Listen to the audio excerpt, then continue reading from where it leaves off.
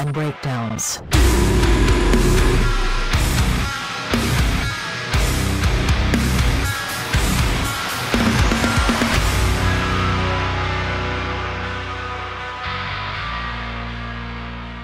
Welcome back to the Chill Sounds and Breakdowns podcast. We are on episode 52. Bert, you're a lifesaver. Thank you for reminding me. My memory's going.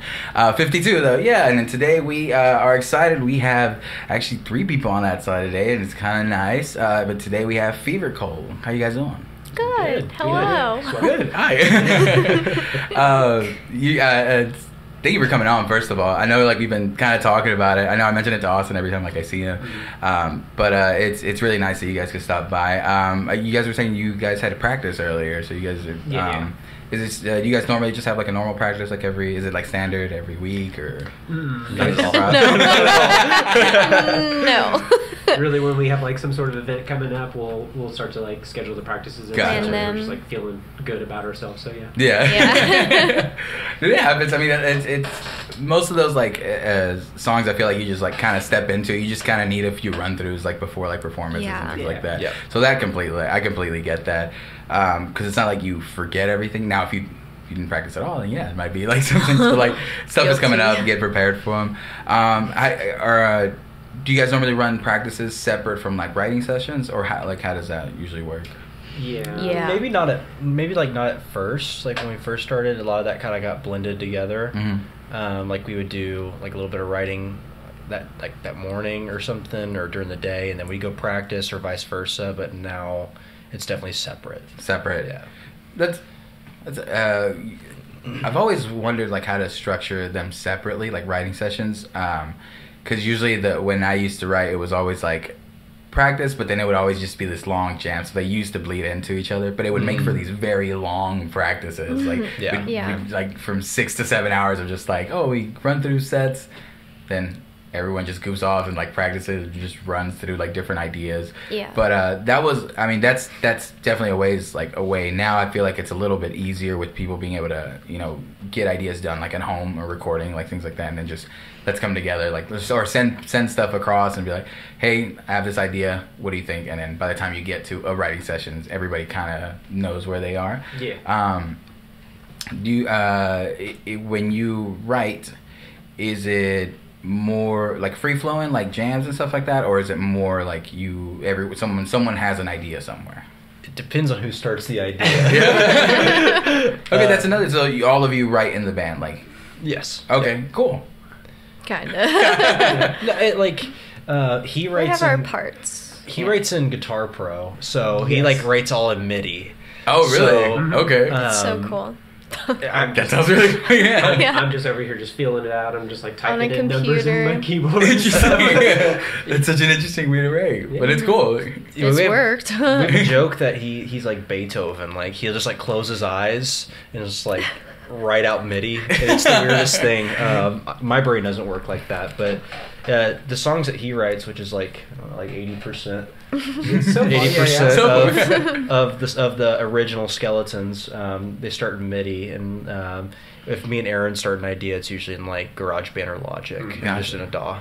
Okay, man, writing in MIDI. Okay, like that's I've never like encountered or never, like, tried that at all. So I have no idea how that works. So, like, how is it, like, different? Is just everything is just you basically typing, like, do you do every instrument, or just, like... Yeah, pretty much. I'll do guitar, bass, I'll do drums usually. Vocals, that's all Aaron's thing, so... Yeah. Yeah. For the most part, I'll have, like a melody idea in my head, and I'll just try and figure out where it is, or I'll have, like a chord progression that I want to do, and then it's easy in Guitar Pro because I can literally just highlight my chords, and it's like, find my key, and then it's like, it literally maps out everything that I'm able to do within this key or whatever. So that's awesome. I need to learn how to do it that way, because I only write vocals, and I've never been able to write, like, on an instrument, and it's always, like, something I envy from, like, everybody who, like, produces their own things, and, like, the ability to be able to write your own music whenever you want to, like, I have this idea, I can get this melody out.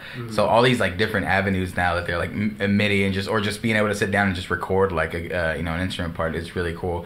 But I'm always, like, jealous of those people in a good way, like, because I know I could learn if I wanted to. You know what I mean? Yeah, absolutely. YouTube's Yeah, out there. You know anybody, what I mean? Oh, Just yeah. Google. Anybody can do anything. Yeah, It's literally like it's my one thing I call myself out on when I'm like, I don't know how to do this, and I'm like, it would take a few like maybe hours, like a couple hours of like digging and figuring it out. Yeah, that's really cool. You guys just released a song. Yes. That one, have you guys like? Did you guys have that like in the vault recorded, or was it something you kind of just went in and recorded like recently? We've had it since like the spring of last year. yeah, we've had. Yeah. 2022 is 23. Yeah. Also, about a year ago, you guys Yeah. already had it ready. Yeah. Yeah. Was there like a reason behind just like keeping it for a while? Or? We're kind of playing just like with like pacing releases and kind of seeing like what works for like numeric numbers, you Yeah. know, and like just on the business side of things. I don't Yeah. know. I'm learning a lot, so Yeah. we're just kind of playing with that. And plus it just feels good to like have songs like in our arsenal, just so like if we wanted to drop something we could.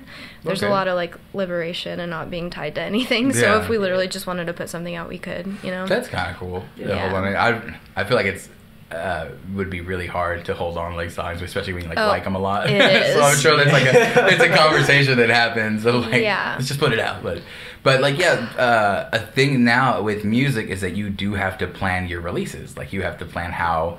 You know, how's this going to roll out? What is coming out with it? Or, you know, what other like you have to be a content creator now. So what are we putting out with this? Do you guys like that part of it? Is it something that's a little like straining at times, or is it like a learning process? Stressful. I feel like it's very straining and Yeah. stressful. Yeah. I mean, it's like, I don't know, like going back to like, it's nice to have like a bank of songs that are ready to go, like at least like audio wise.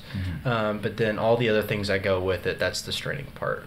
Yeah. So like coming up with album art, are we gonna Outsource. yeah, do it get ourselves. pay somebody or- to make it, or do it ourselves, or you know, and then 1 minute we'll all like some album art, and then one of us will be like, I don't know, This isn't it. Yeah. Which yeah, that part is definitely the most stressful, because like we all have like slightly different tastes. Oh, and yeah. we run a democracy, so it's Yeah, it's nice having 3 because it's usually like a 2v1. So like, Yeah. we definitely Gotcha. So you some can- side has to win. someone's always the loser. Someone has like we call it compromising right here. Yeah. Nobody's a loser. Just kidding. Yeah. But I mean, yeah, with bands, I mean that's one thing. It's all of your like creation. So everyone wants an input, which then deserves an input. Like everyone's working towards the same thing. But yeah, coming to an agreement on stuff, album artwork especially, like anything having to do with like the music afterwards. Like everyone wants an opinion, and it's hard because I don't know about you guys, but like when I had a band, like the thing that was running is like, well, I don't want that. It's like, oh, what do you want? It's like, I don't know. Like it's like no one like knew what they wanted. People just knew what they didn't want, and it was like, Yeah. okay, like well. Eventually, like it had to get to the point where, like, I was like, well, we have to just make an executive decision and just pick something. Like, otherwise, we're just holding on to stuff for so long.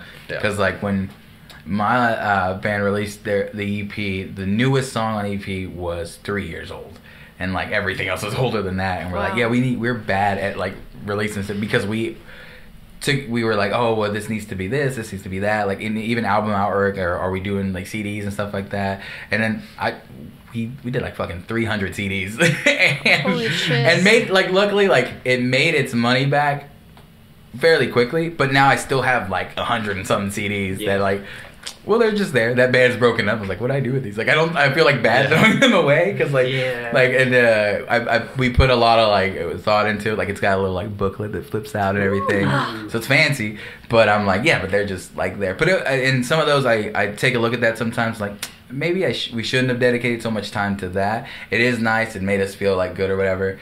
But I think nowadays everything is so fast paced, and you have to like be able to put out stuff and like, okay, let's get through that. Let's write more music and get them in the arsenal. Like it's kind of tough. It's a battle between like the single release mentality because of like attention spans. Like it's kind of hard to stay relevant. Like when you release like an album and then like, okay, it's done, and then what do you have for the rest of the year kind of thing. Yeah. So like shows are good, and like but content's a big thing. How long has like when did Fever Cold like actually like form? Boris? September of 2020 is when Kyle and I had like come up with the idea of starting a group. And then he and I were just kind of trying to write some music for a couple of months, and then they were like, okay, well, we need a vocalist, obviously. And then we found Erin, and then she came over, and it Came was just out of nowhere. just instant click. So yeah. Cool. So did you guys have like a few tracks like recorded already, and then when you no? Oh, okay. No. We just had a few demos that only one of them was ever released. Okay. Yeah, over it. Oh, it was over it? Yeah. Yeah. That was Good actually one. the first. I love that one. First I one think- we wrote Yeah. together. Yeah. But me and Aaron went to high school together. So Oh, okay. So like when we were looking for a vocalist, we were kind of just looking for something very specific, like someone very like soft singing, you know. And so we were looking at like a couple friends of ours that we knew, and then you know I really wanted a female front vocalist, so I knew Erin from high school and hit her up and sent her the demos, and I was expecting it to be like, you know, in a couple weeks she sent something back, you know, with vocals on it, and it was like that night she sent like 4 songs back, and I Oh was my like, gosh. yeah, well shit, yeah, all right, Yeah, let's shit to just say. go. Yeah. Sometimes it just happens like that. I feel like with the like writing for us, like I don't really touch a whole lot of the instrument stuff. Like I play bass live, and that's really fun, but you know, and I have my opinions and stuff when, oh, I like this sound or like whatever, but it's mostly them writing and they send it to me, and a lot of things are just kind of like instantaneous, like melodies or I love like words. Yeah. So I don't know, like I'll use Anodyne for an example. I went on Merriam-Webster's like word of the day, and it was anodyne, and I'd never heard that word. I was like, I don't know what that is.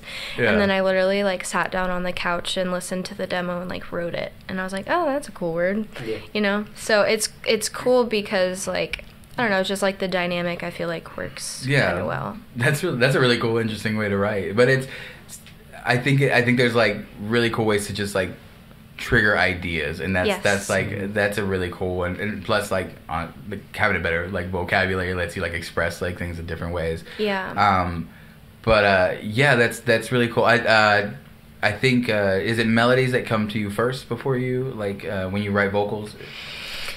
Not like necessarily. So usually it's like a one-liner or something. Like I have my notes app and I just do like a bunch of one-liners, or if I'm like in the shower or like at work, I don't know, sometimes things just like pop into my brain.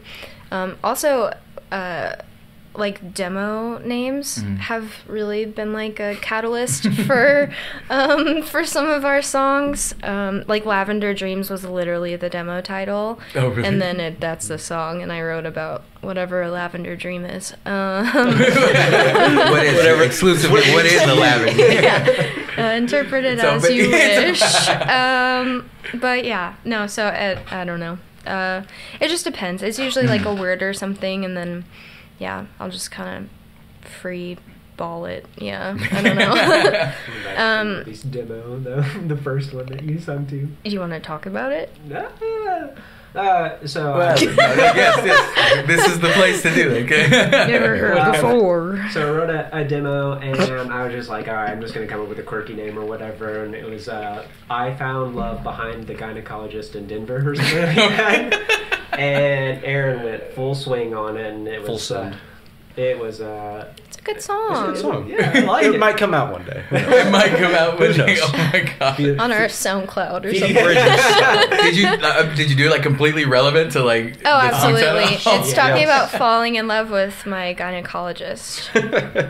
In Denver. I was in Denver, apparently. This But song yeah. needs to come out. Release. It was pretty fun. Release the gynecologist cut. It was I fun. like it. That's. Yeah. I mean I like that. Like, I mean it's got to be fun, like stuff like that. So song titles are a weird thing. Sometimes I've definitely toyed with the fact of like some songs where like the title makes no sense, but like you hear the story behind it, and it's kind of like cool, like how like that came about when it has nothing to do with the song.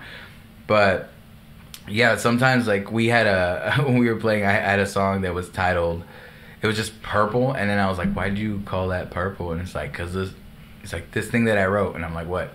it's purple, and I'm like, Okay. like, all right. Cool. And then like every like then when we started like structuring it, like this one, like this I go, the intro is red. I go, this one is yellow. So everything, instead of being like a verse, chorus, everything had a color like to it. Oh, neat. Ended up like not being called anything like that. Like I ended up changing the name to it because I was like calling it purple's fine. Yeah. Then people were like, no, like we need to call it like something serious or something. And I'm like, they don't matter. Like it's just the song good, yes. Like the title, and plus like some of those weird titles are really like, attention grabbing. You're like, wait, what? Like, so I would definitely stop and like listen to. I fell in love with my kind of colors. It's funny that you say that because he's that way, and really? he'll like write a MIDI demo, and then the pre-pro name. He'll explain like it made me feel like this. I was and this. walking through the park and it was.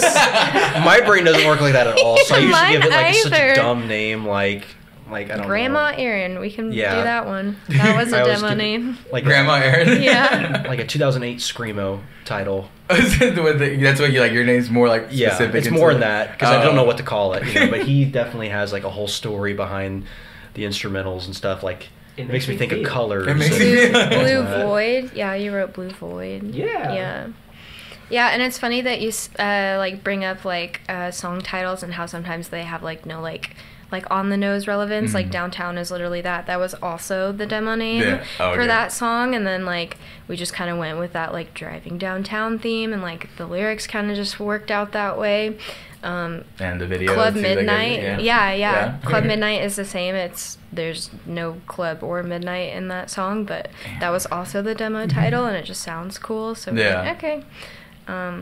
Yeah. There's a thing too that like just stuff sounding cool when you see it and read it and be like, oh, that's a catchy name. Because like again, like mostly like your title like Lavender Dreams, yeah, and Club Midnight, like all those like songs like sound really cool. Like I don't know what a lavender dream is, but like it feels more like an emotion to me, or like a place, so I can picture it before listening to the song. You know what I mean? And then when you listen to the song, it kind of just fills in that picture. That's cool. But it's a really, again, these things that like sometimes as a musician you don't like, maybe it's not a second guess or anything like that. It's not, you're not diving too much into it. The beautiful thing about music is that everybody interprets everything. Like, I mean, you were kidding about it earlier. It's like, oh, it's up to your interpretation, but it really is. Like every song that gets released, people choose to see how that like relates to them, how they take it, and then you realize like people coming up and being like, oh, this song means this to me. I'm like, oh, I did not write like that, with that intent. But that's the cool thing about art, is like it's just everybody gets their choice and like what it means to them. And it's kind of cool. It's kind of cool. You run into those people. Once it's out there, it belongs to the people now. Yeah. I mean, I feel like as I've like, I don't know, as we like write more and more and like we grow as like musicians and stuff, it's like I almost don't want to like talk about, I mean, like lyrically, right? I mean, they're all like usually like personal or like I don't know, when I like write, a lot of it's just kind of like a subconscious dump of like whatever, and then it's not till later that it may have some relevance to me, or I was like, oh yeah, that's like that kind of situation or that feeling. So I almost like don't want to like ever like really say like what like one of our songs is to me, because I have like listened to some of my favorite bands and like love the lyrics, and I'm like, oh, I relate to it like this. And then you watch like an interview and they're like, oh, it's actually this. So then it's like every time I listen to it, I now have that like double-sided like thought, and I hate that because it just doesn't feel like as like, It's like, no, it means personal to me. I'm like, oh, well, cool that you wrote it like that, but I feel it like this. But now I can't think of it like this because you said it's about that, So. It definitely is a struggle, and like keeping that mystery kind of like, I think it just helps, like if you let people be, because people also like being part of stuff, and just once you listen to a song and it's like, this means this to me, and you relate it to your situation, like that's all it means now. So it is hard like listening to music and like having it defined for. I mean, I like it too when I see like an interview being like why they wrote this song, and it's kind of cool seeing it. But if it's a song I really do enjoy, like I've already like known why like I do like it, and it's related to something to me, so I don't need to know like what it means or something like that. And there's been specific songs like that do that a lot to me, and like this band, so Sleep Token, this album, are so fucking Okay, good. I will yep. never stop talking about Yeah. Sleep Token. They're amazing. Incredible, yeah. Have you guys heard that? Oh, The new songs? absolutely. Summoning Chokehold. Summoning was. The Summoning, what the fuck, dude? I listened to that and I was like, I need to hear it. I was going somewhere and I'm like, they can wait. And I like when it got released and I like listened to it full up and the switch up in that thing like just made me like, I'm like, what the hell? Plus it was like it's such a juxtaposition. Like it's super like heavy at the beginning and I'm like, oh, is this what they're writing now? And then like it switches. I'm like, wait, what the like what is happening? But that band's super talented. But Yes. the song on this one was like Bloodsport and then there's like specific lines in there that just hit like a situation where I'm like, how does this guy know? Like it's like what's happening with me? But it's those moments that like that. Now that song I'll never forget because it's tied to like these certain like memories and moments. So it's really special. And the cool thing about creating music is that you don't ever need to plan those moments for other people. Like they'll happen. Like other people create those moments. I always think of the thought of there's bands and musicians and songs that I've like really loved and really have affected my life that like we'll never know like what they like how they affected me because like I'm not talking to them or anything like that. But it's a crazy idea to be like, oh, someone wrote a song, especially when it's like a song that released like a while ago and I just now listen to it. That band's like broken up, they don't even do music anymore, and I'm like, Damn it. yeah. Exactly. Yeah, there's been a lot of bands that I've like found them after they were like broken up. I'm like, I'll never see them live. No. Yeah, you guys formed in you said 2020 is when you kind of started, and been playing kind of a few shows like here and there. Is it do you enjoy more the writing of it or like performing live? Is there any preference or is it kind of just all one and the same?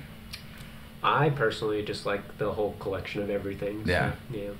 It's wholesome. Yeah. What about you? I go back and forth. I Yeah. don't know. Like there'll be sometimes I'm really feeling the writing and really feeling the recording side of it, and getting to that point where you finally release it, and all the things start coming together. And there's other times where I could care less about that. I just want to go play shows. Yeah. So it just goes back and forth for me. Yeah, I feel like if I had to like pinpoint like a favorite, it's like from like when they send me a demo and I like write something that I'm like really stoked about. I'm like, oh, this is gonna be fucking cool. Yeah. And then like just having that like initial like excitement about whatever we're writing, I think that's like my favorite. But then like I mean the past couple shows we've played, we played one at the Post and just had a freaking ball. Yeah. It was so much fun. Yeah, I don't know. Recording's fun, but it's also like challenging. Yeah. You have to sing a bunch, and it's a lot. Or when we make you sing sick. Quantize. Oh yeah. God, Joyride. I had like barely a voice, and somehow What, just like take after take, or well, just I was all like sick. that? I was like legit like sick. Oh, and, no. Yeah, tracked the whole. It sounds great. I don't know I don't know how that happened, but yeah, I was very sick. Oh my During God. Sing. Anodyne too, I think. Right? Huh? Just I said during Anodyne, you were sick as well. I believe. Yeah, I think so too. Just Austin over there being like, you gotta sing this now. I I think it was more me than anybody else. Oh, really? Because we had a string of bad luck on recording Club Midnight Joyride and a couple other songs. We just kept having to cancel. It was like our producer, Trey got COVID, right? Yeah, I think he had COVID. Yeah. It wasn't all our fault. Shout out to Trey. Shout out to Trey, by the way. He's a great guy. No shout out to COVID though. But yeah, he got COVID, and then we had to cancel. And I think something came up with work or something, and we had to cancel again. So then she got sick and was like, there was like we're the freaking ice doing it." days too. There was like a bad weather. That's ice what it was. Oh, days. February. No, it wasn't Yeah, work. yeah. Yeah, it was that snow over. Yeah, it was last the freeze year. or whatever? Yeah. Oh no. The February freeze. Yeah. Fucking wild shit. This shit is so nuts. Damn, you guys brought up something I just totally forgot because I just kept thinking about the freeze now. Did I write down during that? Yep. Oh, okay. Oh, okay. I can't remember. During the Snowmageddon Yeah. The or Ice Snowmageddon. Mageddon, whatever they call it, where power was out for forever. Did you guys all lose power? Yeah, that they- day? Yes. Yeah. It's when he wrote the stem for Downtown. That day. So Did you lose power during it, or were you writing it like just on your regular computer battery. tour? It's Yeah, I think like I got 80% I left. think I It's had like coming. an external battery. Yeah. That's what you gotta adapt. Yeah, we used to live by the hospital district, so we were on like the hospital grid, Yep. and I felt so bad because like we were like playing video games and stuff, and then my friends were like, "I'm over here dying," like I'm really sorry, and it's like you could be like, "Oh, you can come over," because like how the hell are you coming over like in that? Oh, we drove. of- I live like almost like Keller, Yeah. in Fort Worth, and me and my partner drove down to like Benbrook, like Hewlin Mall Oh my area, and gosh. stayed with our friends for a week. I was like, I'm not doing this. No, I heard it was terrible. Like in everybody that lost power, like yeah, it's bad. Mhm. But you know what? It is what it is. You know, we were playing video games. I'm sorry. I shouldn't say that. I'm just gonna fuck them. But no, yeah, I think yeah, when you're talking about like the whole like process encapsulating, like that's what's happening. It is like the recording of it is work. You know, you're thinking about what's being written, what's being recording, how you're recording it, how it's gonna come out, all that stuff. But yeah, the live performance of it is just all we have to do is play it and like enjoy ourselves. So it's like I think it's like the most relaxing part of it. For the most part, I do remember like getting super nervous about messing stuff up because I used to always, for some reason, I used to always write stuff that I couldn't do, and then I was like, I'll learn it eventually. Like I was like, that's pressure. Like I have to learn how to do these. But there were a few shows where I'm like, yeah, I can't hit that note yet. Yeah. And it's a little nerve wracking, but it's at the end of the day, like it did push me to get there. But I'm like, I was like sweating. I'm like, okay, this note, remember, save your voice here, this and that. And then I would forget to like, I would get really excited, so I would like be running around and stuff like that. So by the time that song comes on, I'm like, I'm out of breath, and this is a really like big note. Like how like I need to plan these things forward. Oh my goodness. Yeah, downtown is definitely that for me. That I sing that so fucking high for whatever reason. Like it just hurts my throat when we play it now, and I'm like. But luckily I'm stationary, so I don't have that problem of running around. But you play and sing like at the same time. Yes. Did that take like a while to learn? Did you already know that like when Well, you came into this band? Yeah, so before like we all started making music, I did like a solo project of just me and like my acoustic guitar. So I've like sang and played for a while. Yeah. It was just a different instrument. Yeah, I'm working on a project now, and that's what I wanted. Like I want to play bass, and because I want same thing like what you guys do. I want to do a 3-piece because I'm like 3-piece sounds so fun. Like it's just it definitely again maybe eliminates some of like that infighting with 5 people. It's like okay, it's only 3 people I have to like compromise with, but to do that I would have to like play bass, and I've played guitar like before this, but not like at the same time. So now I'm like, okay, I need to translate it to be able to sing, but that's always seemed like so hard for me, like to do 2 different things, especially people who drum and sing at the same time. That makes absolutely no sense to me. I love that. Yeah, I love when there's drummer vocalists. I think- it's awesome. It's completely awesome. Like I've seen, I think "Hail the Sun" was like one I was like trip. Yeah. I was like, how? I was like, the shit that he's singing is hard as hell, and then he's playing. It's hard as hell. I was like, who is this like person? But I've always found that fascinating. Like, it's just because playing drums in general, I'm not coordinated like that with my feet. And my It legs. makes like, no sense to me. I'm like, how do you know which one to hit? It just I can't process it at all. How long have you been playing for drums? Now. Well, I'm not a drummer. What? I mean, I was a percussionist in like school. I was Okay. in like band, so I did percussion. So that's kind of like where my roots are. But I don't know. Guitar kind of became my main instrument probably my freshman year of high school or something, something like that. Yeah. Maybe 8th grade. Yeah, so That. guitar, and bass vocals, and then I think we have a hired drummer. So Hired drummer. Tyler. I was getting you confused with somebody then. I feel bad now. No, you're Me and Tyler looked exactly the same. I know. I was like, yeah, Shout out Tyler. So all who writes like the drums in the band then? Is it just like all Y'all. MIDI? Like, A little bit of everyone. Yeah. it's You like, know. we'll write a I did- skeleton, and I then did one sometimes Tyler will thing. come in, and it's like, oh, this is going to be more natural for me or whatever. Or we just, when we're actually tracking it, just barking commands at our producer to map it out a certain way. Yeah. It's like we said, boom, bop, bop. Yeah. The musician That kind of talk, like stuff. and it's got a language and it makes sense. There's only like a few ways to describe like how to do like certain things. Okay, we keep rolling. Yeah, like so. Damn, you got thrown off a little bit. No, playing live. Like, so you guys, do you guys have like a lot of like shows? Like, what's your pacing for this year? Like, do you guys aim to play more or aim to like write a lot more this year? Kind of both. Yeah. Both, yeah. We've been writing a lot. Yeah, there's a lot of demos and stuff we've been working on. Kind of just, I don't know. Shows can kind of be complex just because, you know, we all have our respective careers. And so it is hard sometimes to kind of get us all, like, in a place at once. Yeah. So, but, I mean, we'll play more shows. It'll happen. I would love to play more shows. I think we all would. Yeah. It's fun. I think also, I don't know, we ran into a problem last year of we tried to plan things out too much, and then one thing would happen and it just falls apart.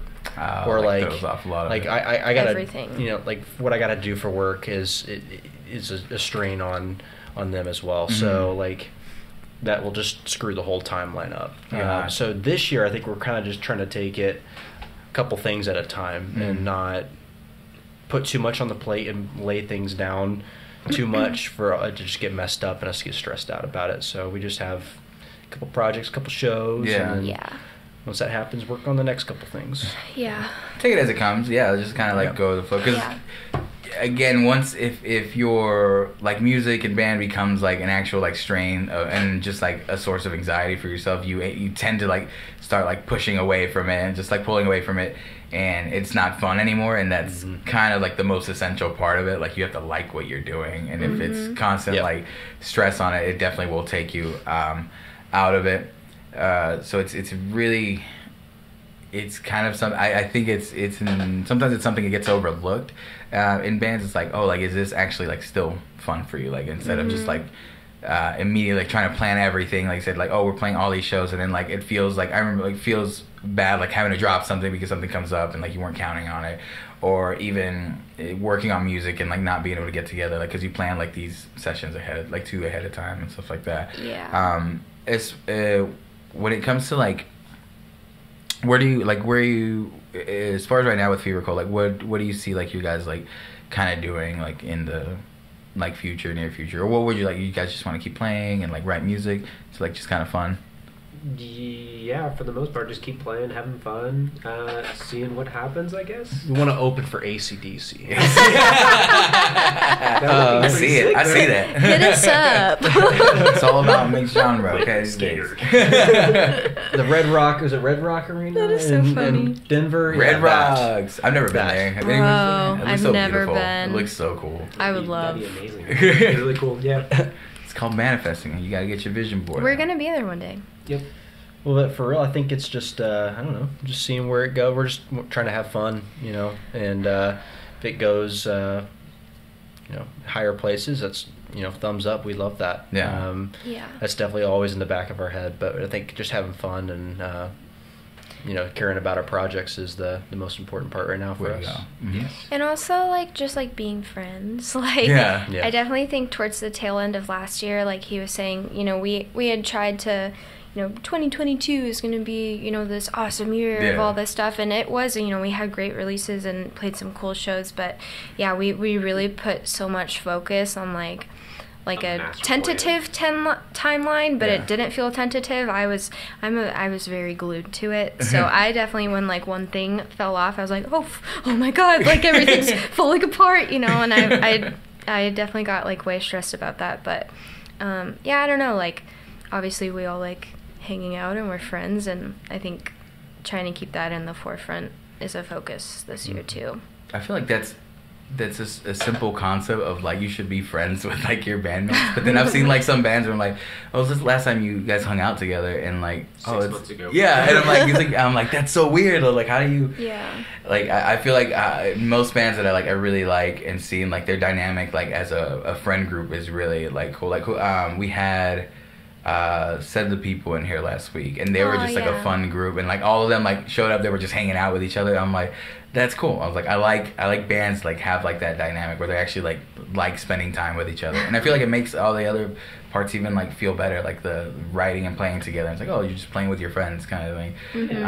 Definitely cool. You were talking earlier, you were saying, pointing out you can't see it on camera, but the Meteor album up there was like one of your first like introductions to like anything like rock music, were you saying, or anything or just rock, music, not rock or, music, band? but just like I had heard it on the radio and I was like, what is this? Like, I need to know more. And then the Texas DVD came out and it was oh man, my parents had bought me that and I was just like enthralled. I was just, oh my god. Yeah.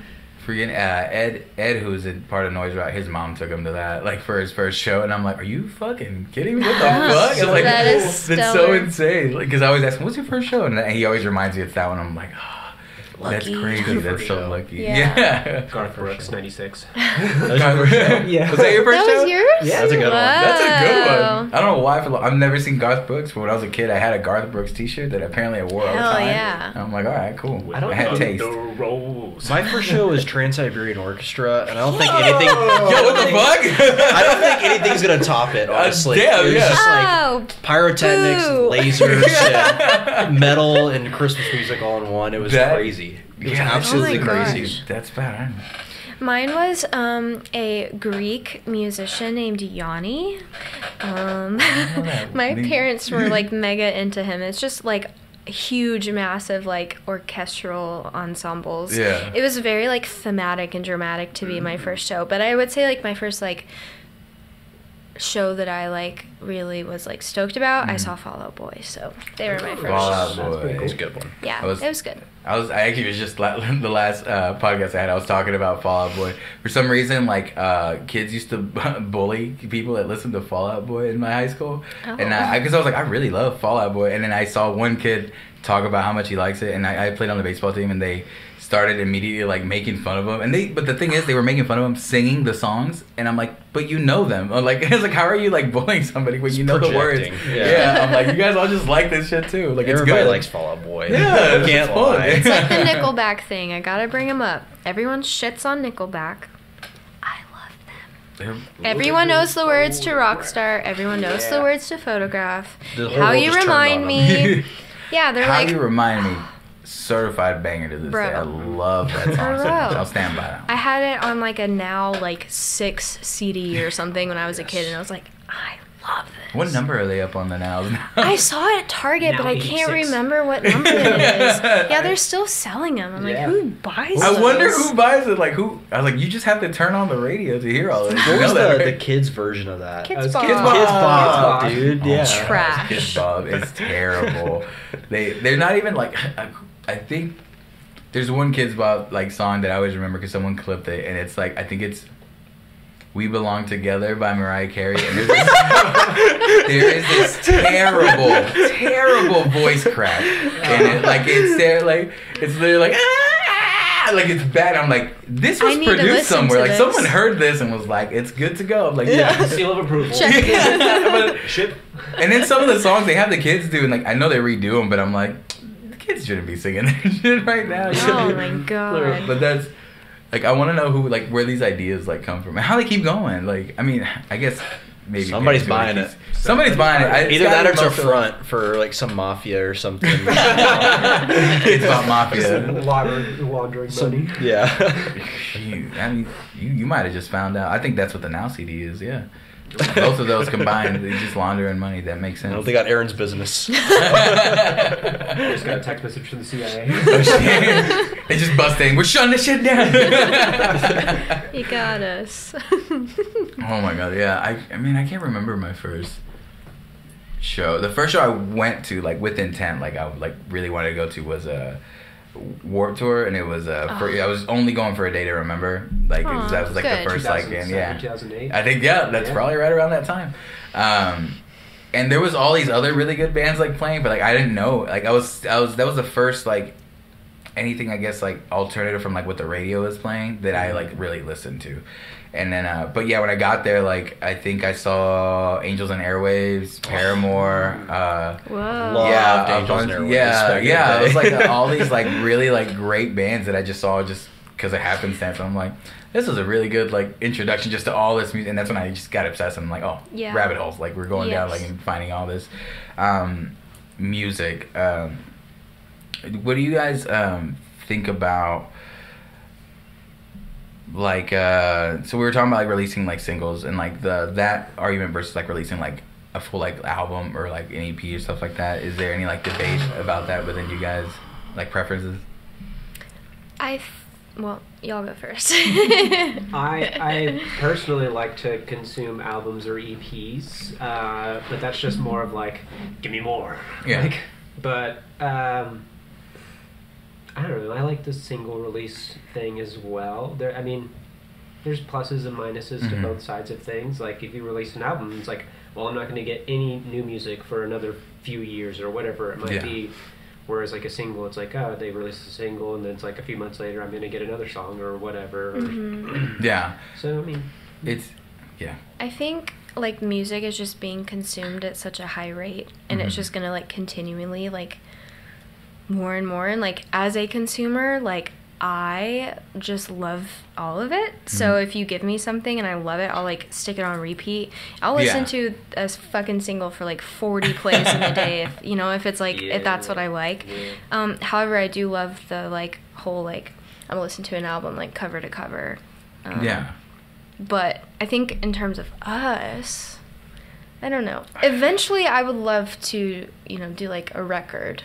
I think that would be dope. If the demand is there, then yes. Yeah. Absolutely. I have a hot take on this. Hot take. Here we go. Hold on. I think... Let me get ready for this. I have an app for this. Okay, go. All right, so like, I think the whole singles and the algorithmic thing was very true for a little bit. I don't know if that's still the case. I think somebody at the top had this master plan laid out, and they said like, all right, you do a single every 6 weeks. Yeah. And that's how that's your key to success. And I just don't think that's just, I think everybody's still like focused on that. Everyone, like a lot of bands or even like producers on TikTok, and they're like, those be like, here's how you get big fast. Single every 6 weeks. And I just don't think that's like, I don't think that's true anymore. I don't think it's true anymore. Yeah. And I don't know. I think most people, at least that I know, so maybe I just have a small circle of like-minded folk, but I think a lot of people I know, they prefer to just get a record, Yeah. Everything's kind of cohesive. It's the sound for that band for the next 2 years, and then it evolves that way rather than, every single it's something. A different vibe, Yeah, so I think that was my biggest issue with single releases is that because you weren't writing them as a concise like piece like together, they were all a little different from each other, so nothing felt like a whole. So like when you're going to like live shows, it feels like you're hearing like singles instead of like one whole show. So it's kind of, so when you go to perform a show, you have to remember like to encapsulate like how does this song go with this song, how does this like stuff. But the single thing, the thing I like about albums, they're recorded at the same time. They sound similar production-wise, so they don't sound too different. Because if you record singles with like different people or have different people producing, then it's not a similar sound that you start doing for that specific. Even though in your head, like you release 5 singles in 1 year, and then you're like, these all go together. If you record it with different people, like they don't sound like they should be together. They sound like separate things. Yeah. And you start like picturing them that way. And then when I look at like albums or even EPs, I'm like, these all make sense like together. Like I see like how like this goes, and yeah, I've started to enjoy like listening to albums like front to back a lot more. Just because that's because you get to see that flow, and plus like when you write an album and you do put your track list in order or whatever, like everything is with intent. Like this song goes into this song because this sound ends and it goes into this, or thematically like what I was saying here, like this is the way the story completely progresses. Concept albums are like something that's like really like cool to look at. It's just effort, and then I do see how difficult it is to put out something like that and then the relevancy of it be gone in like a short period of time, especially like when you're like starting up and like being a local and like putting in that a lot of effort, and then you know, you might get a week or two of traction, but that's why like everything else comes into it, like performing live, finding ways to create content based on that stuff, you know what I mean, like, and there's plenty of ways to do it. It's just the content thing I've always had like a struggle with, because I'm like, I would like it to be simple, where it's like, let's just make music, perform it, put it out, and that should be good enough. But now like everything's gotta like have some sort of thing attached to it, like more. Which is cool. You get a lot of cool stuff from like your favorite bands now and artists, and like you know, behind the scenes content, or just like stuff of like them making it. But there's also like a lot of the gimmicky stuff that I'm like, I don't know exactly like where I land like all in content building. But it seems like you have to be like a content creator, like now being a musician as well. Yeah. There's like, I mean, numerous like bands that, you know, explode on TikTok and, you know, are like online, and here they are like, you know, playing massive shows and festivals and stuff. Like there's a band, Rivals, and they were posting on TikTok like literally every day at like 10 a.m. and one of their songs like got like viral, and you know, they got a new manager, and like all kind, you know, their world is expanding just because of that virality that happened with one of their songs. So I mean, like, you know, the chance is there, but yeah, it's, for me, it's kind of like a huge mental load to think about trying to do all that stuff. Like, and we've talked about it, and this was kind of like in our plan, like our big plan last year, you know, it's like, we can do TikToks for this, we can do this, blah, blah, blah, and then it's just like, I don't know, like, it just doesn't sound fun. I think it's also like a slippery slope with content, you know, like when it seems like a lot like the word content itself is almost just like it's putting something out there just to put something out there for someone to consume. You know, and sometimes it can just not have any meaning behind it or feel behind it, and you know, which power to people who do it, you know, because like there's countless people on TikTok, you know, who get huge because of that. You know, you know, they either it's luck or, you know, talent, you know, whatever it may be, but. I don't know. It doesn't sound fun. You know, it seems it can also kind of like, it can almost be, I don't want to say gimmicky, but it can almost be like begging. You know, like, here's content. Like, go listen. Please go listen. You know, that can kind of get like straining on the mind. Well, I've seen it backfire on like some people. So there's a band that was really like doing well with like content and stuff like that, but they were doing what was their name?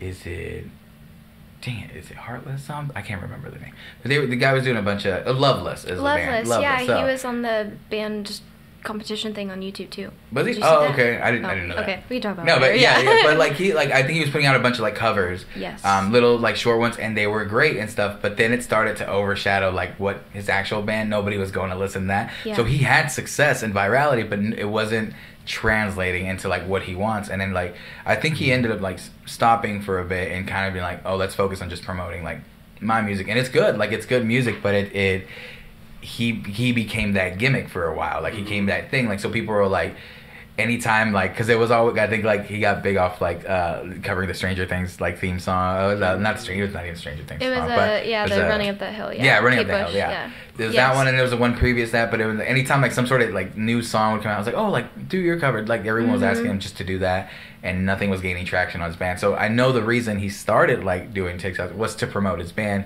and it stopped doing that. And then it's like, oh, I'm not like, this isn't like the fun part that I want to do. Like I want to do my music kind of thing. And it's kind of like where it kind of falls. So it's weird. I think sometimes you start out with one purpose, and then because you get big off something else, then that whole thing becomes like what you do instead of what you originally like love doing. And then now you're just creating content again just to create it, and don't get to be as creative with it. There was like an old like group on YouTube that I bring up called I think it was Boise Avenue or something like that. That's all they did. They had original music, they did covers, and then forever they literally toured doing covers, and like it overshadowed their original music, and like that never took off. And I'm like, so it's happened before, but it's really addicting to be like, oh, this is getting popular and this is easy to do, and then like let's keep doing it.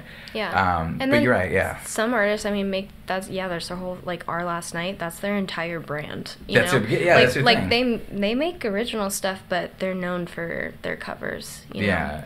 And I mean, it's a tricky line to walk on because like with the guy in Loveless and that whole project. Yeah, I mean I've watched so many of his covers and he's great and he did like a YouTube like thing with like it was like Alice Cooper, Bishop Briggs. There were a bunch of people that were like the judges. No cover. Yeah, no cover. Yeah. Like was it Sumerian? I think was a part of it or something.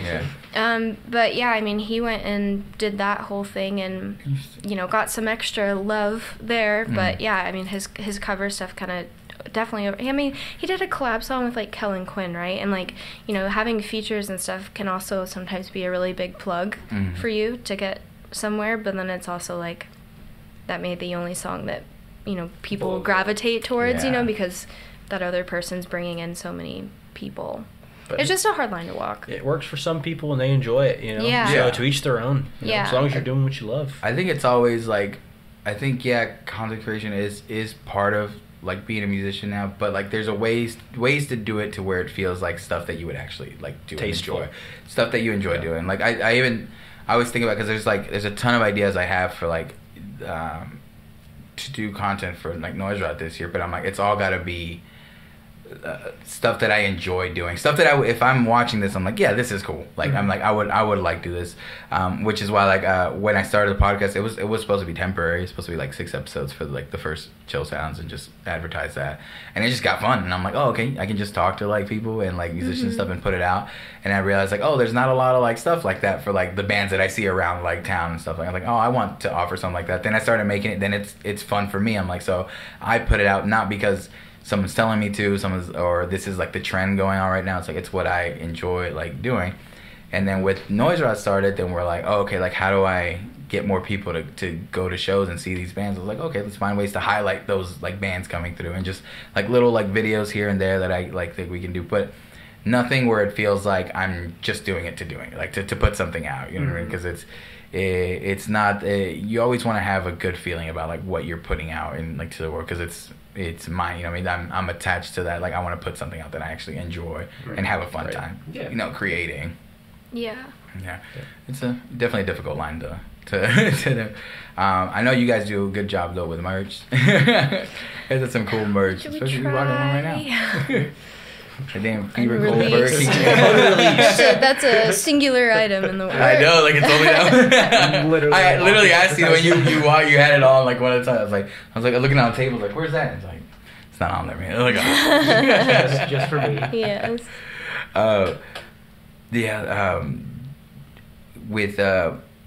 With merch and stuff, you guys do put out like different kind of types of items though, like because I think you guys did the bucket hat, right? Yeah, we still have those. Do you? Oh man, I would have told you to bring one. Yeah, tote bags.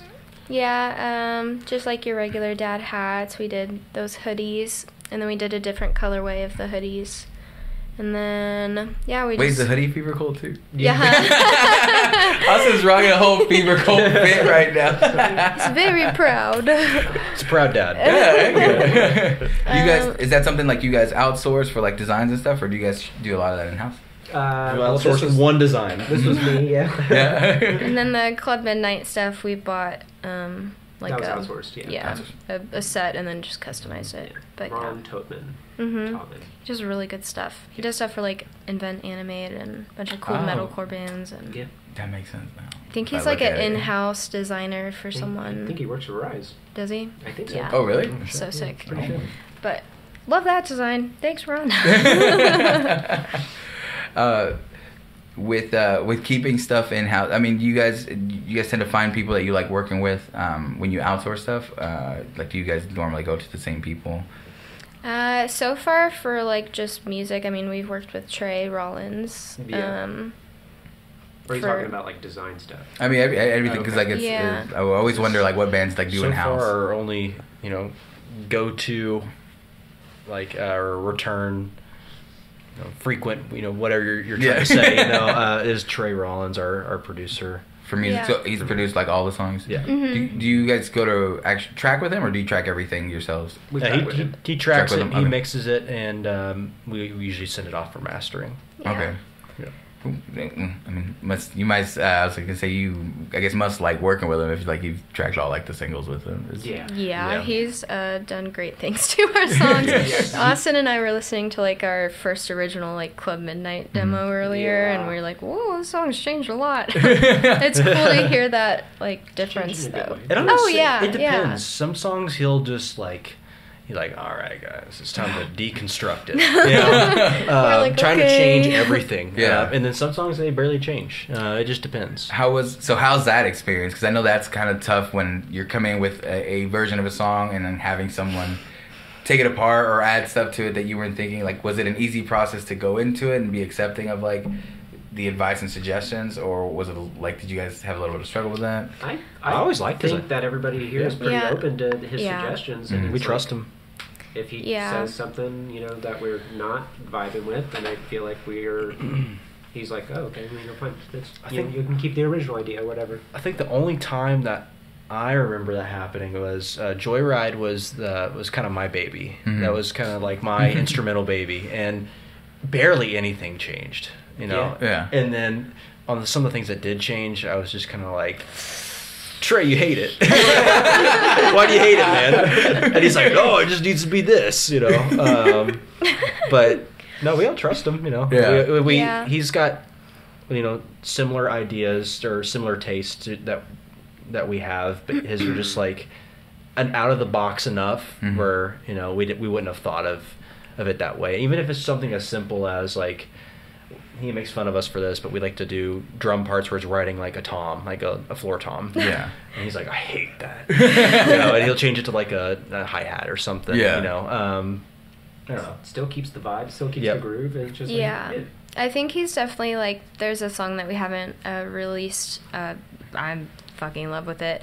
But he, we like, when we're pretty confident, like, we want to go track this song, we'll kind of send him, like, our idea. Yeah. So for this song in particular, he kind of sent back, like, he did it with Club 2, kind of like his, like, reimagined version, and just completely, like, transformed the feeling of this. The root of it is still very much that, but, I mean, I appreciate the extra, consult, I guess, and even, like, vocally, I mean, he has me do all kinds of harmonies all over the place, and really like pushes me vocally and stuff, but also keeps the integrity of us and what we I've want. also noticed he takes out more than he adds. Yes. So we'll have something and he'll just listen to it and go like, too much. What? What's and happening? then like start cutting some things out and it's like it's perfect now.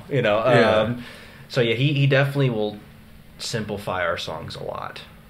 Which is good. They'll be too busy, and then he'll be like, you don't break need it down that. to like the essentials. Like we can keep this. It's good to have an outside view of someone you trust, like with your music, because again, it is like you're saying, it is your baby. Like all these songs like are coming from you. Want to put out like a good song, but most of the times I see like everyone's really close like to their song, so once you like record it in your version, you're like, this is the only version I know. So once you hear something different, it's like, that doesn't sound like what I was doing. You so ruined it. It's that initial feeling of that. Like, it's like, oh, well, you completely changed it. And like, when I had that happen, like the first time, I got really defensive and I'm like, no, take all of that out. Like, I don't like any of that.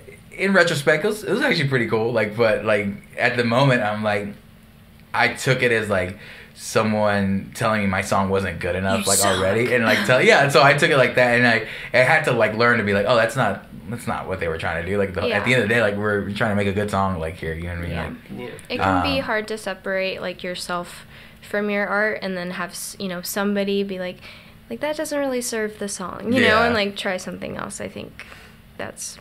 I don't know. Okay. I like having Trey for that.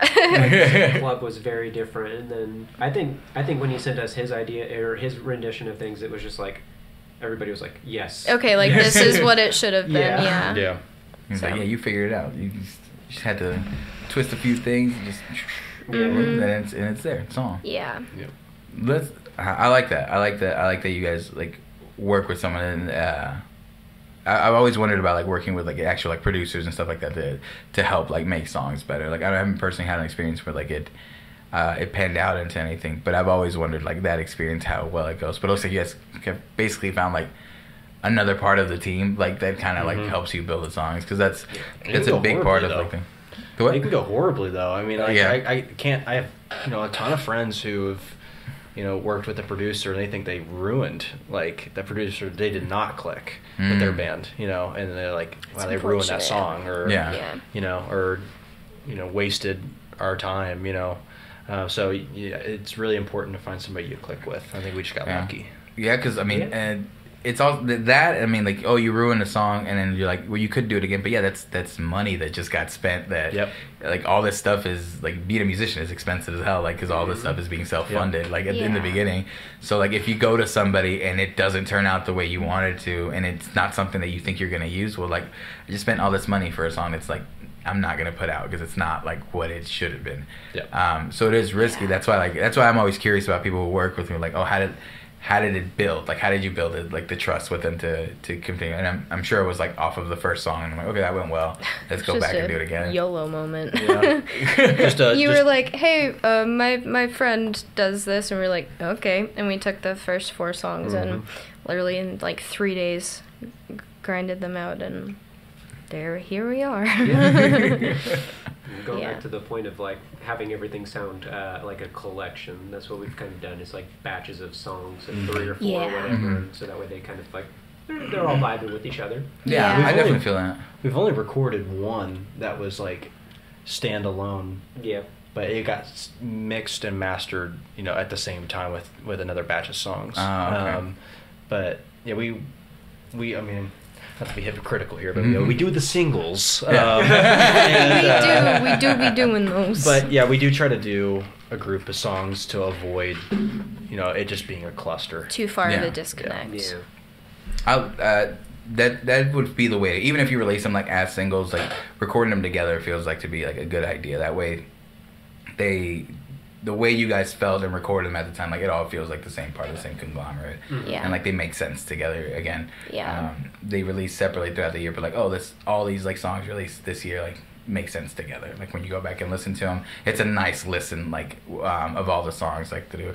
I think we were like on the car ride like back from Guitar Center, we were listening to like them, and they all flow really nice to each other. Like whichever like kind of order you plays, like oh yeah, I get these songs go together. Like they go well together. So it's definitely a super nice listen. Like we've seen you guys a few times now and definitely enjoyed it every time. I think the last time I got to see you, we actually got to shoot a little bit. Like me and Bert got to shoot a little bit of you guys. That was so cool. Thanks for doing that. That was so cool. Yeah, we were trying to get in like faster because we got there and they I think your set time was like a little later, and then we're like, okay, we're still here early. And then they stopped us at the door. And we're like, oh, like you can't bring a camera in here. And I'm like, what? I was like, oh, we're just recording like the first band. It's like, well, we have to get permission from the headliner. I'm like, we're not recording them. Like we're leaving. Like after like that, like we have like to go do something else. And they're like, well, let me get you some photo passes. Then it took like 5 minutes to get us like photo passes, and like we threw them on, and I think we're in the middle of the first song. We're like, crap. So we just started like recording, but it was fun. That was really fun that day. I enjoy the sound. It's really, I don't know like what to call it. I don't even like, I hate getting into like genre talk or anything like that, but it's just like a really nice, I always feel like in a dream kind of like thing. Like it's really like nice vibey music. But I'm definitely excited to hear what you guys have planned for this year. Hopefully we get some new music this year. I'm excited. Yes. There will be. There will be music. Yeah, I appreciate that. I appreciate you guys stopping by and taking the time out to talk. But yeah, if you guys have anything like being released or stuff like that, send it our way and we'll do our best to like help promote and stuff like that. Thank you. But yeah, if do you guys have anything coming up or anything like that? We have a show that's coming up Saturday. Yeah, I assume this will be a post to that. Yeah. I don't know. Just on our socials is where we post our stuff, and it's all Fever Cold. Fever Cold Band. Fever Cold Band. Like at Fever Cold Band, yeah. At Fever Cold Band on Instagram. Go follow stuff. They got cool music, awesome stuff. Go buy some stuff so we can get some new music. And it's been a great time. Thank you guys for stopping by. This was episode 51. 52. Oh, I was like, Bert, did you just mess up? Oh my god. This is the first time Bert has messed up on the episode. Oh my god. It's episode 52 of Fever Cold. Thank you guys for watching. Thank you guys for listening. We will see you next time.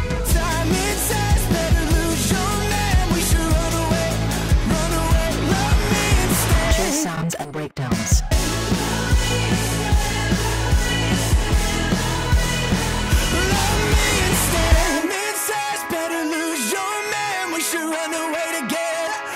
still care.